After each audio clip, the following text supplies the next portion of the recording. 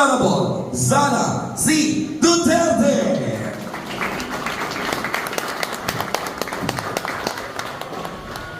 Thank you. Maaari po kayo maupo. Mga kababayan, ladies and gentlemen, Assalamualaikum warahmatullahi wabarakatuh.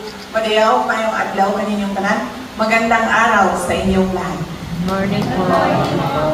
Una po ang aking pagpapasalamat kay Sir John de la Cruz at sa inyo pong lahat sa oras ninyo ngayong araw na ito na ibinigay para sa akin.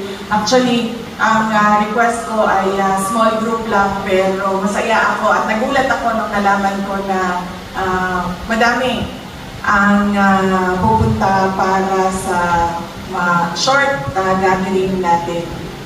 Ang gusto ko lang naman ay mangamusta sa inyo at magpasalamat unang-una sa inyong boto, sa inyong suporta, sa inyong kampanya para sa akin noong nakaraang 2022 elections. Maraming salamat sa inyo. Pangalawa po ay ang pagpapasalamat ko sa suporta ninyo noon nung ako ay Department of Education Secretary at sa inyong patuloy na suporta sa opisina ng pangalawang Pangulo ng Pilipinas. Maraming salamat sa inyo. At syempre, ang pangatlong pagpapasalamat ko at huling pagpapasalamat, yun ay galing sa aming pamilya, ang pamilya Duterte. Napakalaki ng utang na loob namin sa inyo, mga kababayan namin, sa pagkakataon na ibinigay ninyo sa amin na makapaglingkod para sa ating bayan. Maraming salamat po sa inyo. Noong kami po ay nangangampanya noong 2022, gano'n po kami, nagbaylan po kami mula Davao City, paakyat ng Ilocos, tapos paikot, pababa, balik ng Davao City. Dumaan po kami dito sa area ng Bicol at pagkatapos ko pong nanalo bilang Vice President at tao po bilang Vice President, isang beses lang po ako nakabalik doon sa Naga para po doon sa problema namin sa mga teachers na naging biktima ng krimen doon sa Naga. Mabilis lang yung biyahe namin noon. Pinuntahan lang namin yung mga teachers at kinausap namin sila. At tinulungan namin sila kung paano gagawin yung kaso nila kontra doon sa suspect na tinuturo nila. Tapos, masaya ako dahil nung nakaraang linggo, nakatanggap ako ng invitation. Sabi nung kaibigan ko na tiga-Naga, kung libre daw ako, ay iniimbitahan nila ako na ma-witness yung 100 years na centennial mass, ay 100 years na mass ng centennial coronation ni Ina. So, nandoon kami nung Friday para umattend ng misa at binisita din namin yung mga kaibigan namin doon sa Naga. Kaibigan namin simula noong 2015, 2016, 2019, at syempre yung mga kaibigan na noong 2022 na tumulong sa aming kandidatura. Eh pagkatapos noon, sabi ko, puntahan natin yung island barangays ng Vinsons para tingnan yung makausap yung mga tao. Kami kasi sa Davao City, wala kaming island barangays. Pero napansin ko, maraming probinsya ang maraming mga island barangays. So, pumunta kami doon sa Calaguas. Nakausap namin yung dalawang kapitanan nila. Doon sa kanila, tatlong babaeng kapitan, tatlong barangay. Yung isa wala doon. So, nakausap namin yung barangay council ng dalawang barangay nila. at nakapagsabi sila kung ano yung mga pangangailangan nila doon at ano yung mga nakukuha nila galing sa national government. Tapos ngayong araw naman na ito, nag-schedule kami para dito sa Daet, para sa inyo, at sa Legazpi, sa Albay, para sa mga kaibigan din namin doon sa Legazpi, sa Albay. Kung hindi nyo pa po alam, meron pong Office of the Vice President Satellite Office nandoon po sa Legazpi. Yun pong opisina namin doon, sila po yung nagbababa ng medical assistance, burial assistance, livelihood projects, entrepreneurship projects namin, at iba pang mga proyekto ng Office of the Vice President. Maliit lang kami na opisina, maliit lang din yung scope ng budget namin, pero sinusubukan namin talaga na ibigay siya doon sa mga underserved na municipalities sa Bicol region. Masaya ako na, alam nyo, hindi ko kayo binobola. Sa totoo lang, ang dami ko na napuntahan ng dagat. Mahilig ako maligo ng dagat dahil kinalakihan ko yun sa aking mga magulang. Noon kasi, di ba, wala pang internet, wala pang cable, television, ano lang natin, is yung maliit na TV na sobrang laki pa sa likod.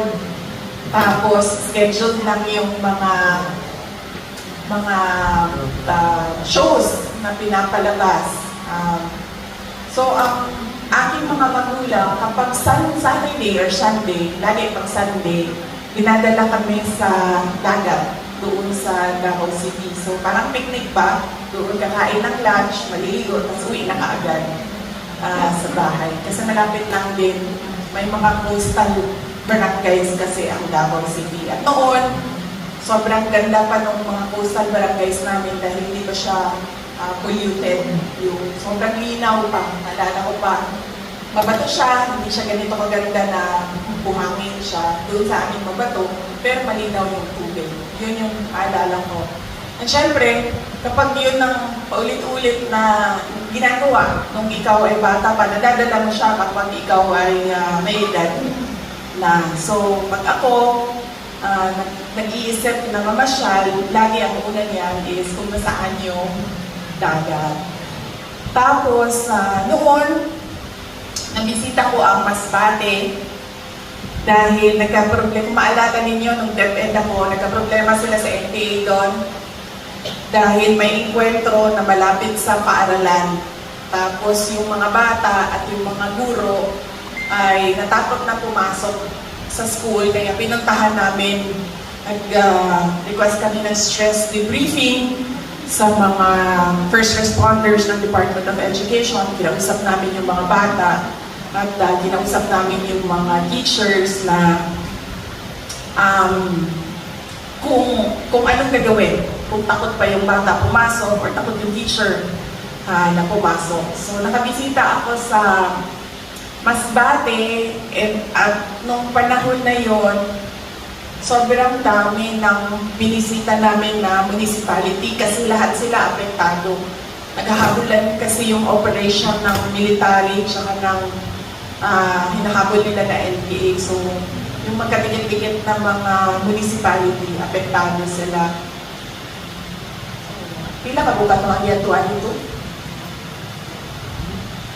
7 municipalities yung binisita namin sa Masbate. Tapos, kailangan namin mag-overnight doon at nag-overnight kami sa Municipality of Balud sa Masbate. Sobrang ganda nung kanilang dagat doon sa Masbate. Nasabi ko na isa yon sa mga pinakamaganda na nakita ko. Pero nung pumunta ako dito sa Camarines Norte, pumunta ako sa Calanguas, walang makakatalo sa Camarines Norte na ganda ng islands ninyo. Sobra. Akala ko nga, di ba lagi na sinasabi ng mga tao na sa Palawan, syempre Boracay na talaga yun eh. World known na siya. Pero pag magtatanong ka sa mga tao na nakaikot ng Pilipinas, sasabihin nila maganda sa Palawan. Maganda ang dagat sa Palawan. Nakapunta ako ng Palawan sa Coron, pero masasabi ko talaga na yung mga dagat dito sa Bicol region, isa. Sila yung mga nasa taas, top of the list. At nasabi ko talaga na walang mga katalo. Kasi nakapunta na rin ako ng Phuket, Thailand.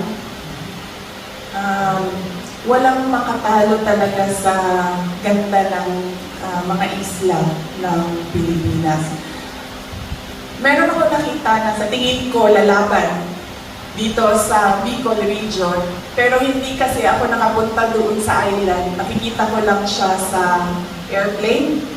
Kapag mababa na yung lipad ng airplane, nakikita ko yung mga islands nila, pero hindi ko pa yun napuntahan ang Sulu. Ang mga islands doon sa tabi ng Pulong.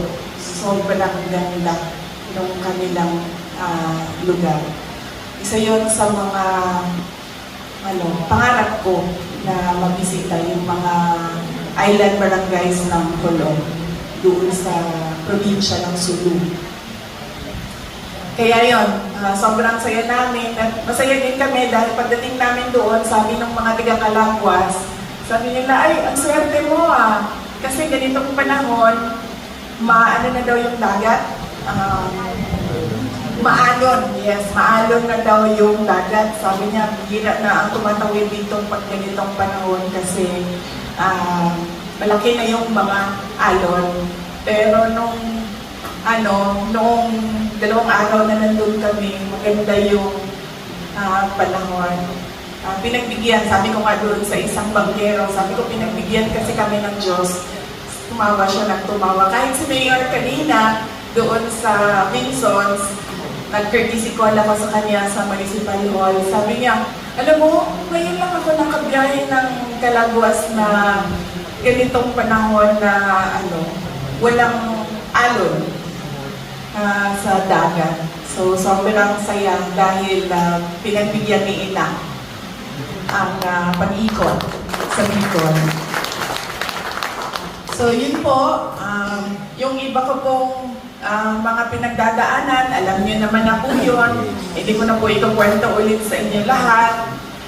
Sa totoo lang, hinahanap nila ako doon ngayon sa House of Representatives kasi pinag-uusapan nila ang budget ng Office of the Vice President. Siguro naka-livestream sila doon, hinahanap nila ako. Pakisabi na lang, nandito ako sa inyo.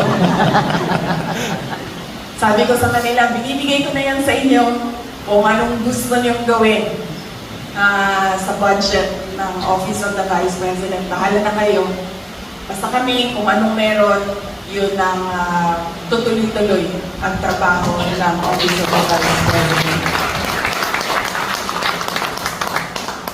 Kung ano pong matulong namin sa opisina namin, sa Legazpi, Albay, ang coverage po nila ay buong Bicol region. Konti lang po yan sila pero sinusubukan nila na mapuntahan lahat. Kung ano pong matulong namin, ipaalam niyo po sa amin dahil alam ko na pinili ninyo ako para magtrabaho sa bayan. Mga kababayan, ang lahat po ng ginagawa natin ay para sa Diyos, sa bayan at bawat pamilyang Pilipino. Maraming salamat po. Thank you very much. Please all rise para po sa ating crowd shot. And of course, siyempre sa lahat po ng ating mga bisita po, magkakaroon po tayo ng photo operation.